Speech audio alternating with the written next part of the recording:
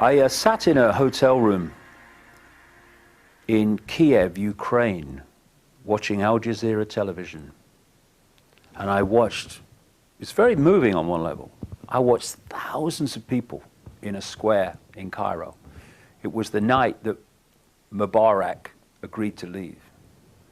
And I saw this joy, this euphoria. But because of what I've been researching for nearly a quarter of a century, I knew that it wasn't like that at all. Because you have an agenda to take over country after country after country in the Middle East and Near East. And still today, you've got to somehow find an excuse to justify it to the people. So, how do we invade Afghanistan? Right. What we do, we'll set up our intelligence agencies and military, and some foreign ones, to create a horrific fake attack on America, not fake for those who suffered, but fake in terms of who was behind it. And we'll blame it on 19 Arab hijackers who couldn't fly one-engine Cessnas, but somehow manifested the ability to fly wide-body jets in ways that a Lufthansa pilot, the German airline of 28 years of flying these things, said he could never have done. And we'll blame it on a guy that actually for a long time, Osama bin Laden, who was on our payroll, and fighting the Russians in Afghanistan, and we'll say he was behind it, he's in Afghanistan, he's been protected by the Taliban in Afghanistan, we must invade Afghanistan. God, that's one down, okay. Whew. Want Iraq next. What are we going to do? What are we going to do? What about weapons of mass destruction? Let's tell him that he can hit the American mainland. He can hit British targets in 45 minutes. Let's do that. But it's not true. It doesn't matter if it's true, as long as they believe it. We can go in. Okay, all right, we're in. Gotcha. Okay, what's next? That Gaddafi's got to go. How do we get rid of him? Well, tell you what we do.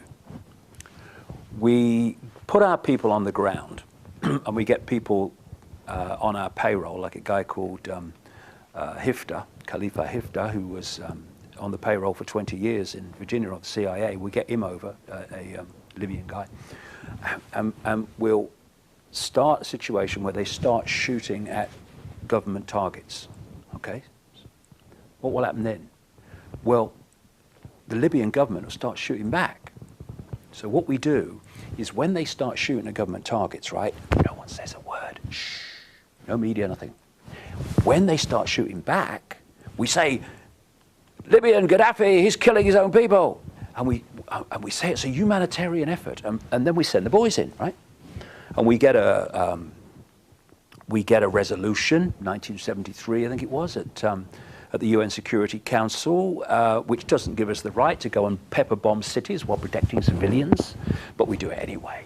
We own the United Nations. That's what they're going to do. Okay. And then we get rid of him, and we create a total mess and a civil war in Libya. But we've got their oil, and we've got their, up to that point, semi-autonomous banking system. Who's next? Syria. We want them. Well, it worked in Libya, didn't it? Well, guess it did. Well, let's do the same. And so we'll start putting our people on the ground in Syria, causing conflict and shooting at government troops, and then they'll shoot back. And at that point we say, Assad's killing his own people, and you know, we'll do that. And then Lebanon, they'll fall. I mean, Israel, I mean, crikey, they own us. So Lebanon, that'll fall. And then it's just Iran. I mean, we've been after that for a long time, haven't we? It's a funny situation, you know, because when you look at a list of countries that dangerous Iran has invaded in the last 200 years, well, there's no one there. But when you look at a list of countries that America has invaded and Britain has invaded in the last 200 years, well, we need some more reams of paper.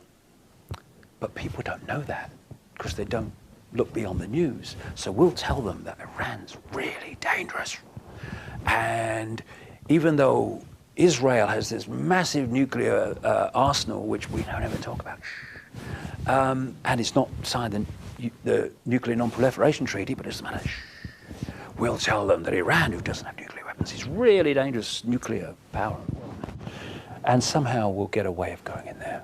And we've got all that oil, and we own all. Now Pakistan's got no chance. And now we're at the borders with China, and we're moving up to Russia, and we get all that area that we want.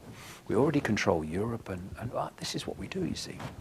And so at each point, we need an excuse. Now, we can't keep bombing everybody all the time, because people are saying, well, you're bombing everyone all the time. What's going on? So we need a few little other reasons. So what we do is that we have these agencies and trusts that come under the overseeing of a man called George Soros, a billionaire financier. And on the quiet, they train people in the art of civil disobedience, not in a positive way to actually bring freedom, but to provide an excuse to overthrow the regime. So we'll do it in the Ukraine, we'll do it in Georgia. We've got that guy, Saakashvili, complete bloody idiot, but he does as he's told, so that's fair enough. We put him in from the Rose Revolution, we call that. We always call it a colour, keep it simple. And then we'll do that in create the Arab Spring in Egypt, and Mubarak, who we used to have drinks with, in the White House, used to come on holiday with us sometimes. Well, we say he's a bad guy now because he's getting old, he's not used to us anymore, and we'll get rid of him, but we'll keep it the same. And so it goes on. And what we'll do is we'll say that social media played a massive part in this revolution of the people, you see. And what, I tell you what we'll do, we'll get a Google executive out of one of the Arab countries, and we'll get him over into Egypt, and we'll let him run the social, he's a hero, all that stuff, We don't tell him that Google is owned by us, like Facebook is owned by us, or that the head of DARPA, one of the darkest, most sinister organizations in America, and further afield, that is the technological kill more people, mind control more people, technological development arm of the Pentagon. We won't make much of the fact that the head of that has just gone and joined Google. A bit of a career move, that, but it's we've got some other things along the pipeline that we needed in there, you see. And basically,